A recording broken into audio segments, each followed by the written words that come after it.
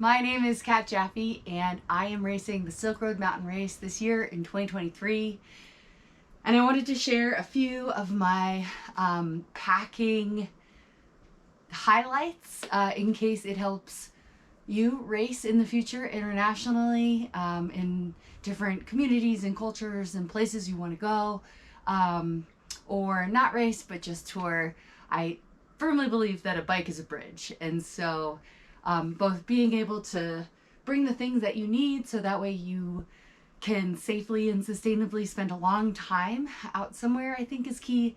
And then also bringing just what you need so you don't have to worry about throwing things out or leaving trash in a community that isn't necessarily like equipped and shouldn't be taking on your crap. So these are some of the things that I will be using. The Silk Road MTN Race is a single stage 1,200 mile bike race through Kyrgyzstan.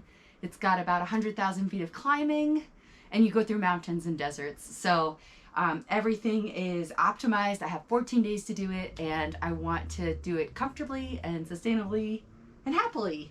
I made all of my packing, might look like chaos, but I made all of my packing in rows along with the bag. So I'll go through, give some highlights, and then I'll also add a list of all the things that I'm bringing, as well as a time lapse of how I fit everything into these 4 bags. So we'll start with sleep. I think the biggest highlight from sleep that is important to note is I use 2 bivvies. So I start with this Rab kind of multi-season bivvy, and it's great. I love it. It really does keep the water out, and then to help combat condensation, which has always been an issue for me, I also put my sleeping bag in this SOS emergency bivvy. I've had it forever, and I think the acronym is Stay Outside Longer. So that's something that's pretty key. I do bring a sleeping pad. I bring an inflatable pillow. I bring wool long underwear and a dedicated pair of socks, wool socks. And then I have a Cumulus sleeping bag that I designed in Poland during cancer treatment.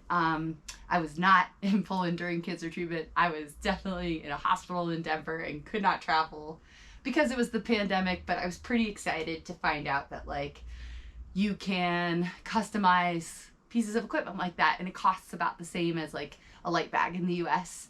And some of the customizations I did back then was long zipper because I'm almost 6 feet tall, extra fluff in the foot box because I get cold feet, being just longer, and having cool bright colors in case I need to flag someone down. So all of that goes in this sleep bag here.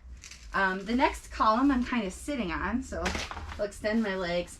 This is all the stuff that I put in my seat bag. And before I even continue, I should just say that like that's one of the cool things about bike packing. It's so personal. And so any gear that anyone recommends, it's just based on like hopefully what they've tried out in the field and what works for them. You could totally pack your bike completely differently. You could bring half as much stuff or 2 times as much stuff, whatever allows you to like most happily recreate in the outdoors, I think is the most important thing, is just to enjoy it, because it's such a privilege to take time off from work and life and be able to go spend time in other places or even in your backyard. And if you're not enjoying it, that's a bummer. So whatever it takes for you to feel like you can really be yourself out there. Okay, so this is my seat bag. I have leg warmers. I have a little face mask. I love this because it also works as a hat. I do bring 2 bivvies. I bring an extra pair of shorts, light Montbell rain jacket, light rain pants from REI, and an LL Bean puffy that I got on sale. Probably from all of this, I don't really like riding with gloves because wet gloves make me upset. And they're baggy, but I'm a fan of these. They kind of have a claw that you can tuck in and out of that's waterproof, and that will keep me warm. In Kyrgyzstan, there are plenty of snowstorms that happen in the summer, and so I do pack kind of with a winter mind as a just in case. So then the next column I'm sitting on, I'll get up for this. This is my backpack, and it includes the clothes I wear during the day, which I'll trade in and off, but I have my second my second chamois. Trying to make this really fast.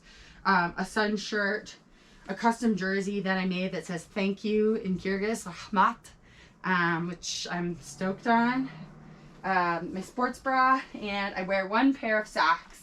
They're waterproof socks. I turn them inside out and dry them in my bivvy at night, and I'm pretty stoked on those.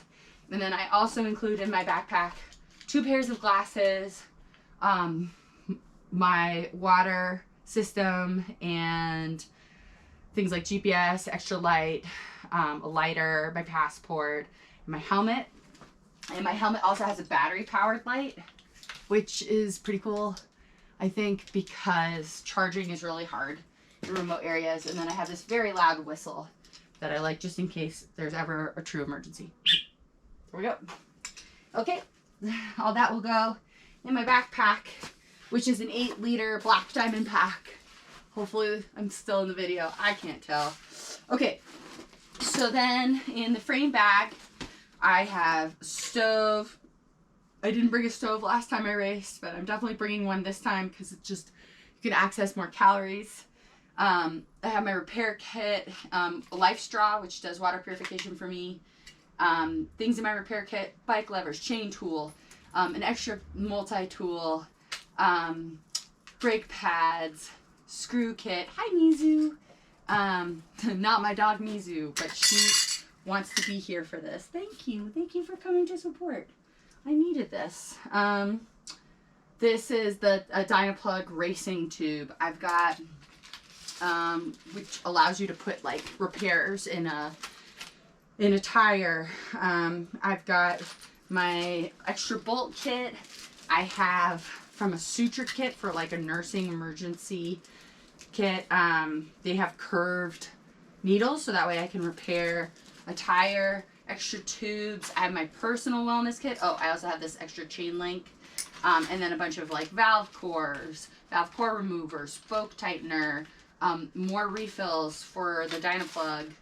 My personal kit, which is a lot of medications, multivitamins, chamois cream, tape, and then this funny thing that should be over here, which is extra brake fluid for bleeding my brakes.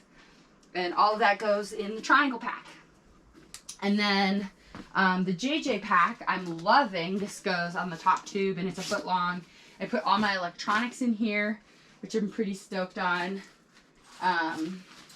Actually, this stuff sack is supposed to go here because it keeps them safe. And some of the things, I bring 2 power banks, extra batteries because you can't always buy those in Kyrgyzstan in the rural areas. And then I really love this charging USB cord that has like 3 other options, so you can be charging at one time a number of things from the banks. I have a rear light, and then this is my front pack, and I usually put snacks in there, but I also have some things which are pretty cool, like this packed toilet paper kit. I don't know if you can see me still. I'll come back here. A packed toilet paper kit, which you add water to, and it expands their biodegradable wet wipes and mycelium non-invasive decomposer pills that you can stick in, and that just helps pack out less trash, and it helps create less trash, because again, the last thing we need to be adding to these environments is trash. And then I also have some of these toothpaste tabs and the same thing. And yes, I know everything is packed in plastic bags, but I will use these plastic bags to put ramen in them, and I will use them the whole trip.